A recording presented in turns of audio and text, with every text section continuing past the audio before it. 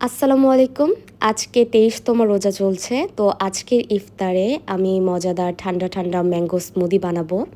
Mango juice বা smoothie বানানোর জন্য ১ম এ আমি কিছু ম্যাঙ্গো নিয়েছি। তারপর এর মধ্যে পাউডার মিল্ক আর ফুল ক্রিম মিল্ক দিয়ে ব্লেন্ড করলেই তৈরি হয়ে যাবে মজাদার ম্যাঙ্গো স্মুদি।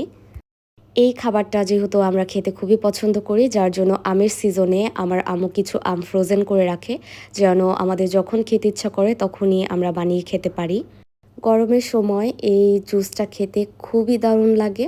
তো আজকের ইফতারে আমার ছিল ম্যাঙ্গো স্মুদি, সাথে ছিল সেদ্ধ ডিম, সালাদ আর ভেজিটেবল ফ্রাইড রাইস বানিয়েছিলাম আর দুটো সসেস একটু ফ্রাই করে নিয়েছিলাম।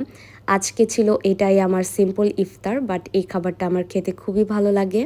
যখন আমার কোনো কিছু রান্না করতে ইচ্ছা করে না তখন আমি ফ্রাইড রাইস বানিয়ে ফেলি, কারণ অল্প সময় খুবই তাড়াতাড়ি এই খাবারটা হয়ে যায় আর খেতেও খুবই ইয়ামি হয়। আজান দেওয়ার সাথে সাথে বিসমিল্লাহ বলে রোজাটা ভাঙলাম। এখন আমি আমার রান্না করা ফ্রাইড রাইসটা খাচ্ছিলাম। ইফতারে আসলে একা একা ইফতার করাটা একটু কষ্টকর।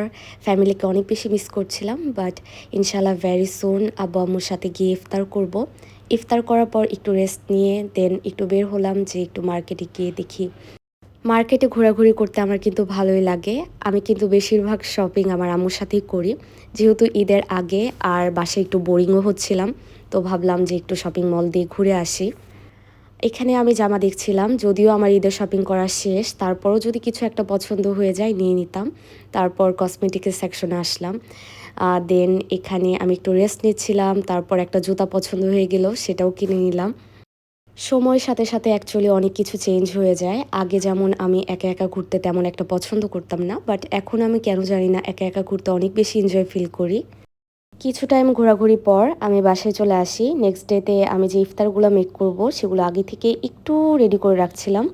এখানে আমি ফ্রাইড রাইসের জন্য বিভিন্ন ধরনের সবজি বয়েল করে রাখছিলাম, সাথে আলুর চপ বানাবো, যার জন্য আলু আর ডিমগুলোকেও সিদ্ধ করে নিলাম। এখানে রাইসটাকেও রান্না করে নিলাম, তাহলে নেক্সট ডেতে আমার ইফতার বানাতে অনেক বেশি ইজি হবে। এখন রান্না করতে করতে প্রায় সেহরির সময় হয়ে গিয়েছে। এখন আমি রান্না করতে করতে একটু গরমও লাগলো, তো আইসক্রিম খেয়ে নিচ্ছিলাম। তো আজকের ভিডিওটা এখানেই শেষ করছি।